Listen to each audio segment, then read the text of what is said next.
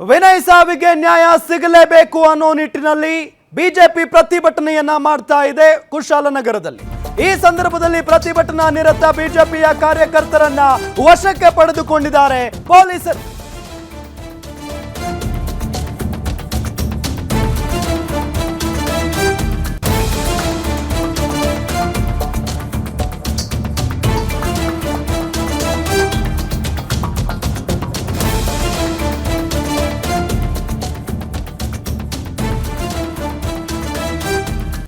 ನೋಡಿ, ಬಿಜೆಪಿ ಕಾರ್ಯಕರ್ತರನ್ನ ವಶಕ್ಕೆ ಪಡೆದುಕೊಂಡಿದ್ದಾರೆ ಪೊಲೀಸರು ಮತ್ತು ಪ್ರತಿಭಟನಾಕಾರರ ಮಧ್ಯೆ ಜಟಾಪಟಿ ನಡೆದು ಹೋಗಿದೆ.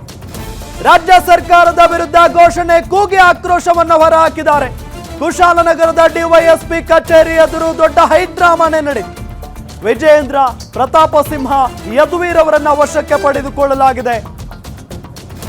ಬಿಜೆಪಿ ಕಾರ್ಯಕರ್ತರನ್ನ ಈಗ ಪೊಲೀಸರು ವಶಕ್ಕೆ ಪಡೆದಿದ್ದಾರೆ. ಶವವನ್ನ ಮುಂದಿಟ್ಕೊಂಡು ನ್ಯಾಯ ಸಿಗೋವರೆಗೂ ಕೂಡ ನಾವಿಲ್ಲಿಂದ ಹೋಗೋದಿಲ್ಲ ಅನ್ನೋ ನಿಟ್ಟಿನಲ್ಲಿ ಬಿಜೆಪಿ ನಾಯಕರೆಲ್ಲ ಪ್ರತಿಭಟನೆಯನ್ನ ಮಾಡ್ತಾ ಇದ್ರು. ಆದ್ರೆ ಈ ಸಂದರ್ಭದಲ್ಲಿ ವಿಜೇಂದ್ರ, ಪ್ರತಾಪ ಸಿಂಹ, ಯದುವೀರ್ ಸೇರಿದಂತೆ ಬಿಜೆಪಿಯ ಅಲ್ಲಿದ್ದಂತ ಎಲ್ಲ ಕಾರ್ಯಕರ್ತರನ್ನ ಪೊಲೀಸರು ವಶಕ್ಕೆ ಪಡೆದಿದ್ದಾರೆ. ಆ ದೃಶ್ಯವನ್ನ ನಿಮಗೆ ತೋರಿಸ್ತಾ ಇದ್ದೀವಿ.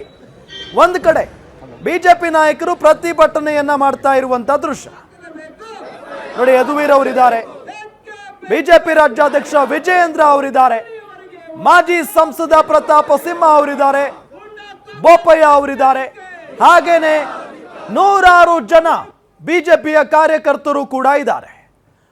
ವಿನಯ್ ಅವರ ಸಾವಿಗೆ ನ್ಯಾಯ ಸಿಗಲೇಬೇಕು. ಡೆತ್ ನೋಟ್ನಲ್ಲಿ ಶಾಸಕರ ಹೆಸರನ್ನ ಅವರು ಉಲ್ಲೇಖ ಮಾಡಿದ್ದಾರೆ.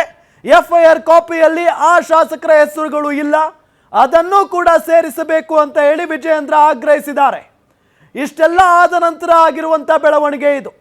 ಕುಶಾಲನಗರದಲ್ಲಿ ಏನ್ ಪ್ರತಿಭಟನೆಯನ್ನ ಮಾಡ್ತಾ ಇದ್ರು, ಆ ಪ್ರತಿಭಟನಾ ನಿರತ ಬಿಜೆಪಿಯ ಕಾರ್ಯಕರ್ತರನ್ನ, ಮುಖಂಡರನ್ನ ಈಗ ಪೊಲೀಸರು ವಶಕ್ಕೆ ಪಡೆದುಕೊಂಡಿದ್ದಾರೆ.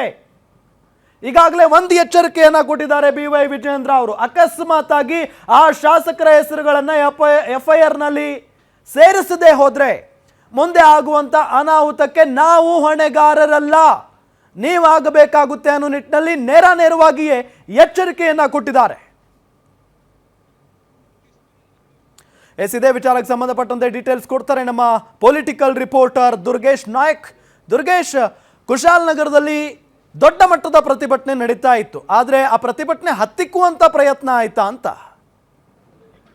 ಖಂಡಿತ ಏನು ವಿನಯ್ ಹತ್ಯೆ ಅವರನ್ನ ಖಂಡಿಸಿ ಅದರಲ್ಲೂ ಕೂಡ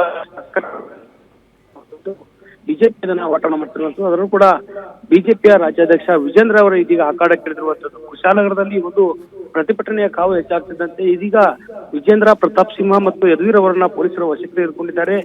ಪೊಲೀಸರು ಮತ್ತೆ ಈ ಬಿಜೆಪಿ ನಾಯಕರ ನಡುವೆ ಜಟಾಪಟಿ ಆಗ್ತಿರುವಂತದ್ದು. ಯಾಕಂತಂದ್ರೆ ಪ್ರಮುಖವಾಗಿ ಈ ಒಂದು ಪ್ರಕರಣದಲ್ಲಿ ಇಬ್ಬರು ಶಾಸಕರ ಹೆಸರು ಕೇಳಿ ಬರ್ತಾ ಇದೆ, ಆದ್ರೆ ಅವರ ಹೆಸರನ್ನ ಎಫ್ಐಆರ್ ನಲ್ಲಿ ಉಲ್ಲೇಖ ಮಾಡಿಲ್ಲ ಅನ್ನುವಂತಹ ಒಂದು ಆರೋಪವನ್ನು ಮಾಡಿ ಇವತ್ತು ಶವವನ್ನ ಇಟ್ಟು ಪ್ರತಿಭಟನೆಯನ್ನ ಮಾಡ್ತಿರುವಂತದ್ದು. ಹೀಗಾಗಿ ಈ ಒಂದು ಪ್ರಕರಣದಲ್ಲಿ ಇಬ್ಬರು ಶಾಸಕರನ್ನ ಉಳಿಸುವ ಕೆಲಸವನ್ನ ರಾಜ್ಯ ಸರ್ಕಾರ ಮಾಡ್ತಿದೆ ಅನ್ನುವಂತಹ ಆರೋಪವನ್ನ ಮಾಡಿ ಬಿಜೆಪಿಯ ರಾಜ್ಯಾಧ್ಯಕ್ಷ ವಿಜೇಂದ್ರ ಅವರ ನೇತೃತ್ವದಲ್ಲಿ ಇವತ್ತು ಬೃಹತ್ ಪ್ರತಿಭಟನೆ ನಡೆಸ್ತಾ ಇರುವಂತದ್ದು.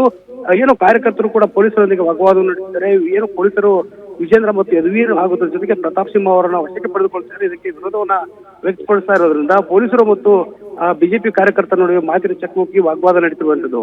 ಈ ಒಂದು ಪ್ರಕರಣದಲ್ಲಿ ಸಿಎಂ ಕಾನೂನು ಸಲಹೆಗಾರರಿಂದ ಪೊನ್ನಣ್ಣ ಅವರ ರಕ್ಷಣೆ ಆಗ್ತಾ ಇದೆ, ಮಂತ್ರಗೌಡ ಅವರ ರಕ್ಷಣೆ ಆಗ್ತಾ ಇದೆ. ಬಿಜೆಪಿಯ ಕಾರ್ಯಕರ್ತರನ್ನ ಹತ್ಯೆಗೆ ನ್ಯಾಯ ಸಿಗ್ತಾ ಇಲ್ಲ, ನಮಗೆ ನ್ಯಾಯ ಕೊಡಿಸಬೇಕು, ಅದರಲ್ಲೂ ಕೂಡ 30 ನಿಮಿಷದ ಡೆಡ್ ಲೈನ್ ಅನ್ನ ಕೊಟ್ಟಿರುವಂತಹ ವಿಜೇಂದ್ರ ಕೂಡಲೇ ಎಫ್ಐಆರ್ ನಲ್ಲಿ ಇಬ್ಬರು ಶಾಸಕರ ಹೆಸರನ್ನ ಉಲ್ಲೇಖಿಸಬೇಕು, ಅವ್ರ ಮೇಲೆ ಕ್ರಮ ಮಾಡಬೇಕು ಅನ್ನೋ ರೀತಿಯಲ್ಲಿ ಇವತ್ತು ಒತ್ತಾಯವನ್ನ ಮಾಡ್ತಿರುವಂತದ್ದು. ರಾಮ್, ದುರ್ಗೇಶ್, ಬಹಳ ಸ್ಪಷ್ಟ ಇದೆ. ವಿನಯ್ ಡೆತ್ ನೋಟ್ ನಲ್ಲಿ ವಾಟ್ಸ್ಆಪ್ ನಲ್ಲಿ ಏನ್ ಬಂದಿದೆಯಲ್ಲ ಅದರಲ್ಲಿ ಬಹಳ ಸ್ಪಷ್ಟವಾಗಿ ಇಬ್ಬರು ಶಾಸಕರ ಹೆಸರನ್ನ ಉಲ್ಲೇಖ ಮಾಡಿದ್ದಾರೆ.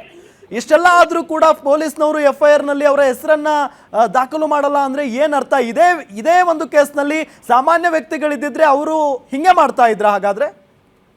ಎಸ್ ರಾಮ್, ಈ ಪ್ರಶ್ನೆಯನ್ನ ಇಟ್ಕೊಂಡು ಇವತ್ತು ಬಿಜೆಪಿ ಉಗ್ರವಾದ ಹೋರಾಟವನ್ನ ಕೈಗೊಂಡಿರುವಂತದ್ದು. ಅದರಲ್ಲಿ ವಿನಯ್ ಅವರ ಶವವನ್ನ ಇಟ್ಕೊಂಡು ಪ್ರತಿಭಟನೆ ಮಾಡ್ತಿರುವಂತ. ಯಾಕಂತಂದ್ರೆ ಪ್ರಮುಖವಾಗಿ ವಾಟ್ಸ್ಆಪ್ ನಲ್ಲಿ ಕೊಡಗು ಸಮಸ್ಯೆಗಳು ಮತ್ತು ಸಲಹೆಗಳು ಅಂತ ವಾಟ್ಸ್ಆಪ್ ಗ್ರೂಪ್ ನಲ್ಲಿ ಈ ಒಂದು ಡೆತ್ ನೋಟ್ ನಲ್ಲಿ ಅದರಲ್ಲೂ ಕೂಡ ವಿನಯ್ ಅವರು ಬರೆದಂತಹ ವಿಸ್ತೃತವಾದಂತಹ ವಾಟ್ಸ್ಆಪ್ ಮೆಸೇಜ್ ನಲ್ಲಿ ಈಗಾಗಲೇ ಸಿಎಂ ಕಾನೂನು ಸಲಹೆಗಾರ ಪೊನ್ನಣ್ಣ ಹೆಸರು ಮತ್ತು ಮಂತ್ರಗೌಡರ ಹೆಸರನ್ನ ಉಲ್ಲೇಖ ಮಾಡಿದ್ದಾರೆ. ಅದರ ಜೊತೆಗೆ ಯಾವ ರೀತಿ ನನ್ನ ಮೇಲೆ FIR ಮಾಡಿದರೆ ಕಿರುಕುಳ ನೀಡ್ತಿದ್ದಾರೆ ಅನ್ನುವಂತ ಎಲ್ಲ ವಿವರವಾದ ಮಾಹಿತಿಯನ್ನು ಹಂಚಿಕೊಂಡ್ರು ಕೂಡ ಪೊಲೀಸರು ಇಬ್ಬರು ಶಾಸಕರನ್ನ ಉಳಿಸುವ ಕೆಲಸವನ್ನ ಮಾಡ್ತಿದ್ದಾರೆ ಅನ್ನುವ ನಿಟ್ಟಿನಲ್ಲಿ FIR ನಲ್ಲಿ ಅವರ ಹೆಸರನ್ನ ಉಲ್ಲೇಖ ಮಾಡಿಲ್ಲ. ಹೀಗಾಗಿ ಉಲ್ಲೇಖ ಮಾಡಬೇಕು, ಅವರಿಗೆ ತಪ್ಪಿತಸ್ಥರಿದ್ದಾರೆ. ಯಾವ ರೀತಿ ನಮ್ಮ ಏನು ವಿನಯ್ ಅವರ ಸಹೋದರರು ಕೂಡ ಈ ಒಂದು ಇಬ್ಬರು ಶಾಸಕರ ಮೇಲೆ ಕ್ರಮಕ್ಕೆ ಆಗ್ರಹವನ್ನು ಮಾಡಿರುವಂತದ್ದು. ಬಿಜೆಪಿ ನಾಯಕರೆಲ್ಲೂ ಕೂಡ ಬೆಂಗಳೂರಲ್ಲಿ ಪ್ರತಿಭಟನೆ ಮಾಡಿದ್ರೆ ಇವತ್ತು ಬಿಜೆಪಿ ರಾಜ್ಯಾಧ್ಯಕ್ಷ ವಿಜೇಂದ್ರ ಅವರ ನೇತೃತ್ವದಲ್ಲಿ ಬೃಹತ್ ಪ್ರತಿಭಟನೆ ನಡೀತಾ ಇದೆ. ಜನಸಾಮಾನ್ಯರ ಗತಿ ಏನು ಅನ್ನೋದು ಕೂಡ ಇಲ್ಲಿ ಬಹಳ ಚರ್ಚೆ ಆಗ್ತಿರುವಂತದ್ದು. ರಾಮ್.